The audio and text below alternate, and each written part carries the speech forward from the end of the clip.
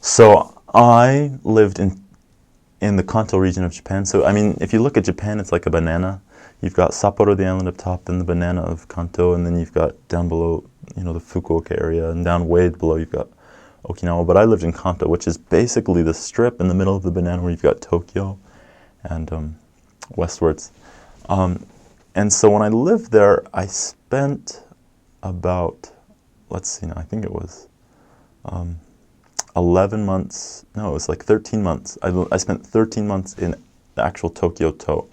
So I don't think a lot of people know this, but Tokyo isn't actually a city, it's a toe. And so most of the places in Japan, they have kens, which is basically like a state. And so Japan's made up about several states, but they have some states that are so big they don't consider them states. They give them their own labels. And Tokyo is one of those, so instead of naming it Tokyo Ken like they would the other places, they named it Tokyo To.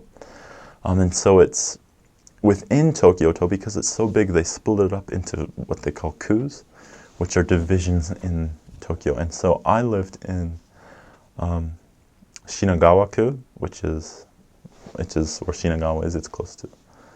Um, okay, well, that's not. I lived right next to Shinagawa-ku. I lived in Otaku, but that's right next to Shinagawa, Gotanda. Um, it's it's down on the south side of the Tokyo Bay, and then I spent my other um, 7 months in Shinjuku, which is by.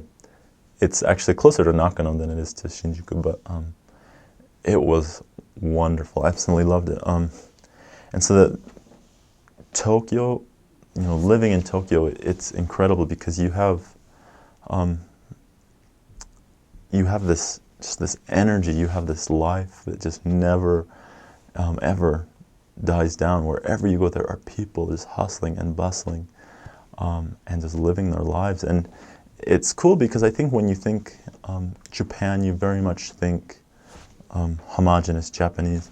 And I think for a lot of Japan that is true from what I saw living outside of the city. But in the city, it really is starting to become a melting pot. You're having Nepalese people, Indians, Filipinos, Brazilians, all sorts of people coming together and living this life.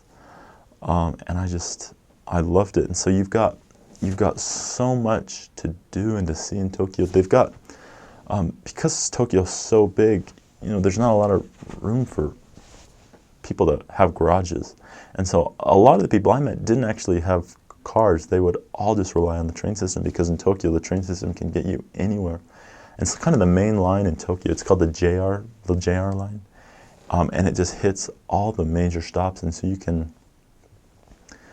can see so many really cool things. I'm just thinking, going through the stations in my head on the JR line, you start out, you can go, start out where I was in Shinagawa, which is kind of like the big business district. And so when you kind of imagine it, you think of, when you imagine Japan or Tokyo, sometimes you imagine just those great big sleek skyscrapers and it's the business district. But if you keep going, you leave Shinagawa, you'll get to Shibuya, it's famous for the great big crossing, where just hundreds of people will cross through. It's got all the flashing signs, all the restaurants, kind of like the big, party place.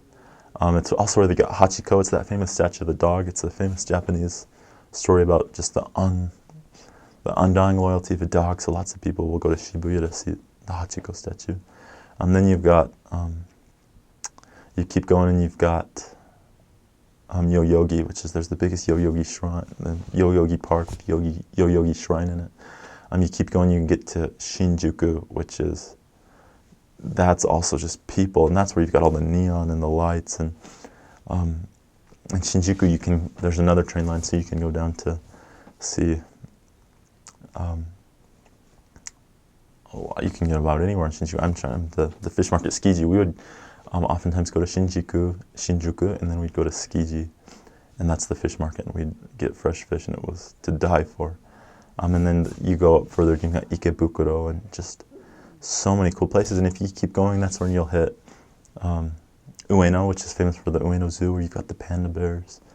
And it's so cool because, there are so many cities all combined into one, and there's just so many people there. It's incredible. I absolutely loved it. and so there's Tokyo, but then you also have, you know, I left Tokyo. I went to Saitama-ken, which is actually it's the place just above Tokyo, and the interesting thing is, because Tokyo is so crowded and so expensive, most of the people who work and do stuff in Tokyo all live in the neighboring ken. So you've got Saitama and Chiba, and that's where a lot of the people in Tokyo live. So I go to Saitama, and it was just a big residential area, and then I spent the last part of my time in Japan up in Niigata-ken. So right, if you have Japan's that banana, like I said, you've got Tokyo's on the southeast part of it, and then on the northwest, you've got, it's called Niigata-ken, and that's where they held some of the Olympics. It's actually neighboring Nagano, which is where they also had some of the other Olympics.